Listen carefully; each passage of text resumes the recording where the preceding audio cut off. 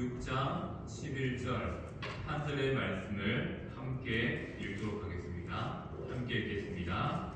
오늘 우리에게 일용할 양식을 주시옵고. 아멘.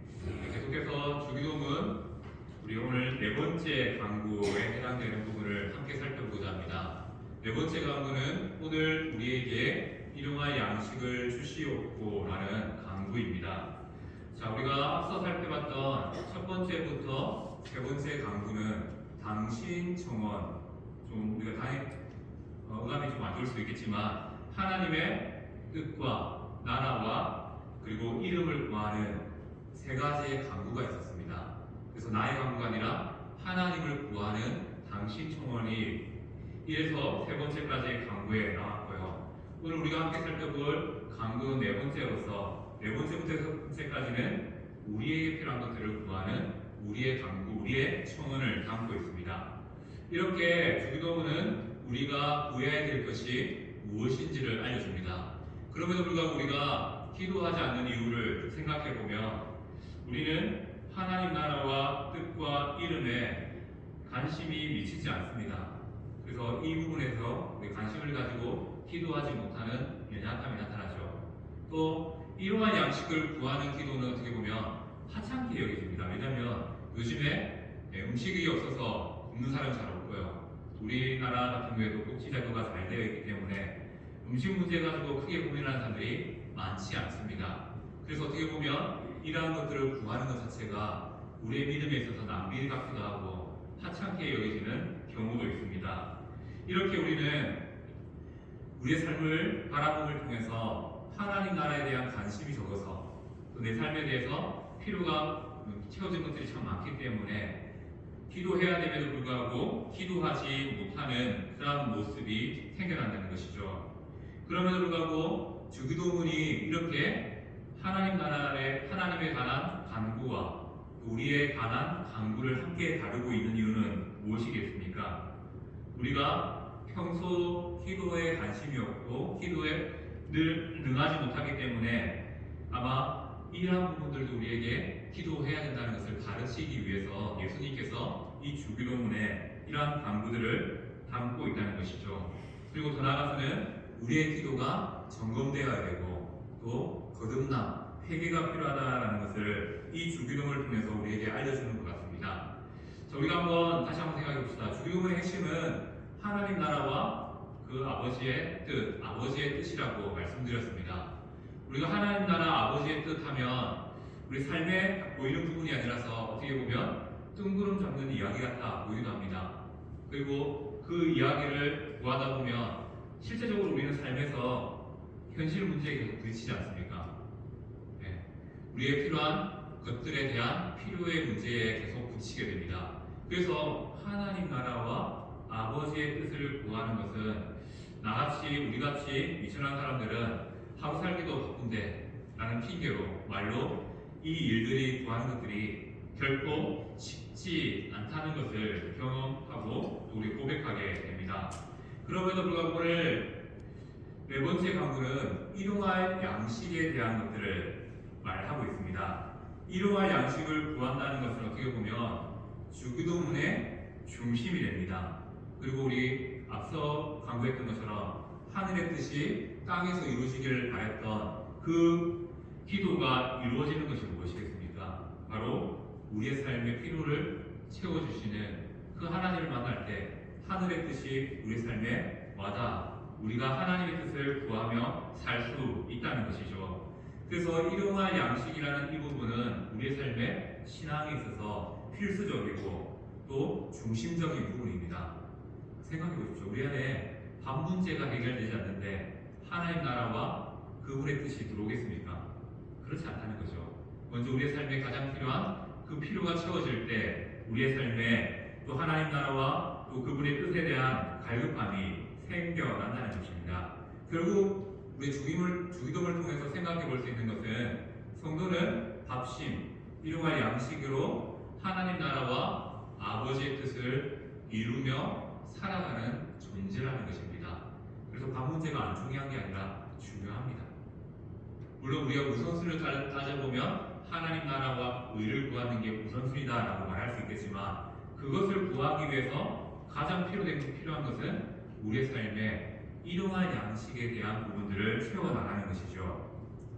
그렇기 때문에 일용할 양식을 구한다는 것은 그냥 단순히 우리가 먹고 사는 생존 문제가 아니라 바로 하나님 나라를 위한 준비, 베이스가 되는 필수적인 문제가 된다는 겁니다. 내 안에 주시는 넉넉함이, 내 안에 주시는 그 일용할 양식이 없으면요, 우리 교회 나오는 게 쉽겠습니까? 아닙니다. 그 문제 때문에, 그 돈 문제 때문에, 그 양식 문제 때문에 지금도 밖에서 열심히 뛰어야 되는 것이 어떻게 보면 우리의 인생일 수 있습니다. 그런 문제 앞에서 우리가 한번 주기도문을 통해서 생각해 봅시다. 주기도문은 크게 두 가지 기둥으로 볼 수 있습니다. 바로 하나님을 구하는 하나님 나라에 대한 간구와 그리고 우리가 우리의 필요를 구하는 밥 문제에 대한 간구입니다. 이것 두 개가 함께 조화되고 어우러지는 것이 바로 주기도문의 기도라는 사실이죠. 우리가 이 사실을 더 자세히 알기 위해서 주기도문 이후에 있는 말씀인 마태복음 6장 28절부터 33절까지의 말씀, 좀 길지만 천천히 함께 읽도록 하겠습니다. 함께 읽습니다. 또 너희가 어찌 복을 위하여 염려하느냐? 그의 백합화가 어떻게 자라는가 생각하여 보라. 수고도 아니하고 일상도 아니하느니라. 그러나 내가 너희에게 말하노니 솔로몬의 모든 영광으로도 입은 것이 빗꽃 하나만 받지 못하였느니라. 오늘 읽다가 내일 아궁이에 던져지는 소금도 하나님이 이렇게 시키시거든 하물며 너희일까 보냐. 믿음이 작은 자들아, 그러므로 염려하여 이르기를 무엇을 먹을까, 무엇을 마실까, 무엇을 입을까 하지 말라. 이는 다 이방인들이 구하는 것이라. 너희 하늘 아버지께서 이 모든 것이 너희에게 있어야 할 줄을 아시느니라. 그런즉 너희는 먼저 그의 나라와 그의 의를 구하라. 그리하면 이 모든 것을 너희에게 더하시리라. 아멘. 바로 주기도문의 핵심이 되는 내용들을 담은 그 말씀이 이후의 말씀에 이어집니다. 자, 하나님께서는 드레핀 꽃 한 송이도 입히시고 먹이십니다. 우리가 하나님의 자녀된 우리는 그보다 더 큰 영광을 입지 않겠습니까? 이런 말씀과 함께 우리의 삶이 하나님을 구할 때 하나님께서 우리의 삶의 필요를 채워주신다라고 분명히 말씀은 우리에게 알려주고 있습니다. 그렇다면 우리가 어떻게 하나님 나라와 그의 의를 구할 수 있을까요? 바로 하나님을 신뢰하는 믿음이 우리 가운데 있을 때 우리는 하나님 나라와 그 의를 먼저 구하는 사람이 될 수 있습니다. 어떤 부분에서 하나님을 신뢰해야 됩니까? 하나님께서 나의 일용할 양식, 나의 필요를 채워주신다라는 믿음이 있을 때 그 믿음 가지고 하나님 나라와 의를 구하는 삶을 살 수 있다는 것이죠. 결국 우리가 주기도문을 고백하지만 이 고백을 온전히 고백하기 위해서는 우리에게 필요한 것이 나는 예수님을, 하나님을 신뢰합니다, 믿습니다 라고 고백할 때 우리 주기도문이 참된 진정한 고백이 될 수 있다는 것이죠. 자, 우리는 항상 먼저 그 나라와 의를 구하라 라고 할 때 무엇을 원합니까? 우리의 관심은 어디 있죠? 더 하신다 있죠. 근데 하나님은 말씀하실 때 무엇을 말씀하십니까? 하나님의 관심은 하나님 나라와 의에 있다는 것이죠. 자, 우리는 기도함에 있어서 이 사실을 한번 새겨봐야 될 것 같습니다. 하나님은 우리 입술의 말보다 마음에서 나오는 갈망의 소리를 들으시는 분이라는 사실입니다. 한 예를 한번 들어볼게요. 성도들 중에 의외로 기도하는 분들이 좀 있더라고요. 어떻게 기도하냐면, 하나님, 제가 교회를 위해서, 하나님 나라를 위해서 1년에 1억의 11조를 하고 싶습니다.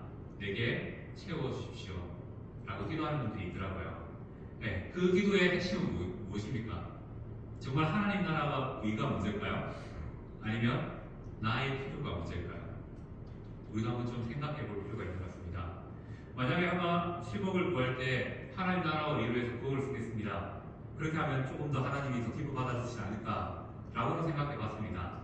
하지만 우리가 이렇게 늘 연약함을 가지고 있죠. 왜요? 우리의 관심은요, 하나님 나라와 의를 향하기 전에 늘 나의 필요, 일용할 양식에 우리의 마음이 있기 때문입니다. 이것은 우리가 인간에 대해서 한번 이해를 해봐야 됩니다. 인간의 최우선순위가 무엇이겠습니까?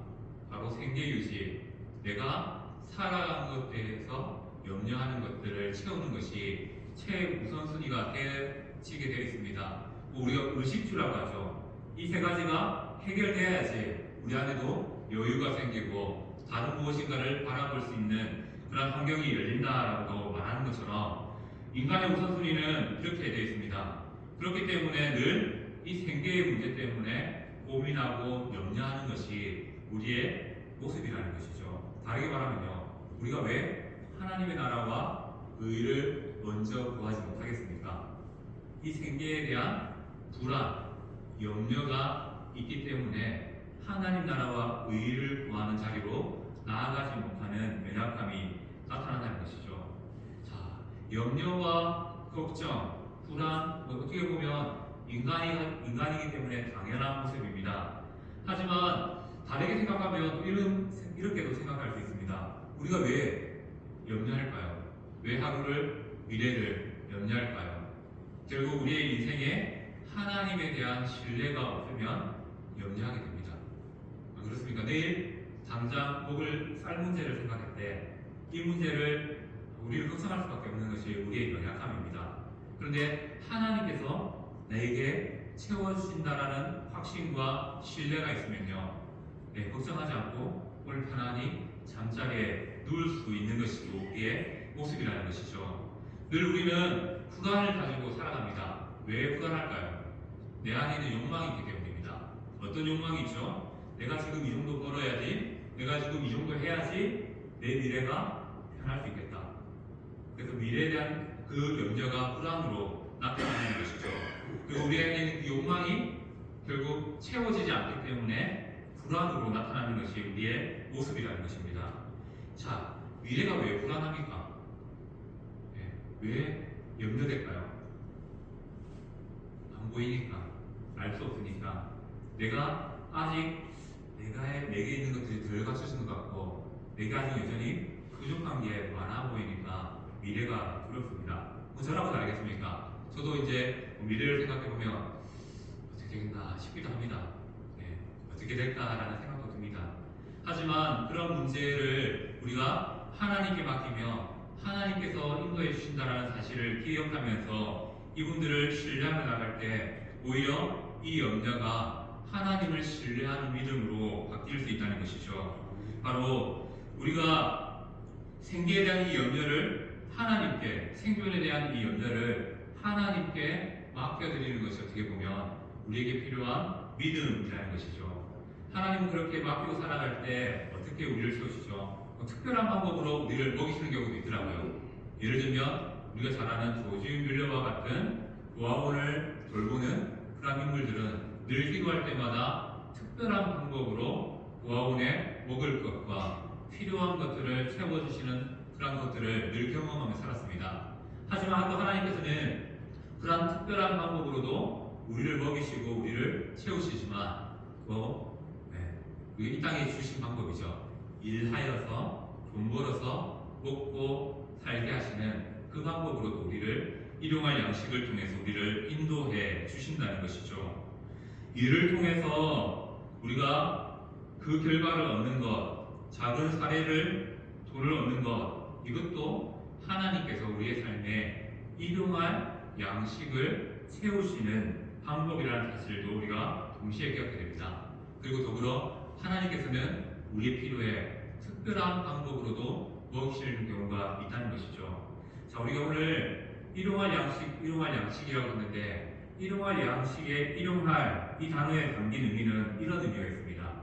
오늘을 위한, 또 내일을 위한, 그리고 하루에 필요한 만큼, 하루에 충만한 만큼 일용할 양식을 구한다는 것은 바로 하루에 필요한 모든 것들을 하나님이 채워주신다라는 그런 약속이 담겨있는 것이죠. 그 예가 어디 있습니까?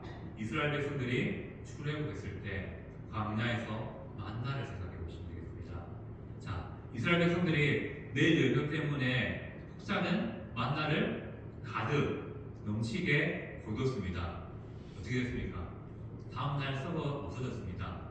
하나님께서는 왜 일용할 양식으로 이 만나의 이야기를 우리에게 알려줄까요?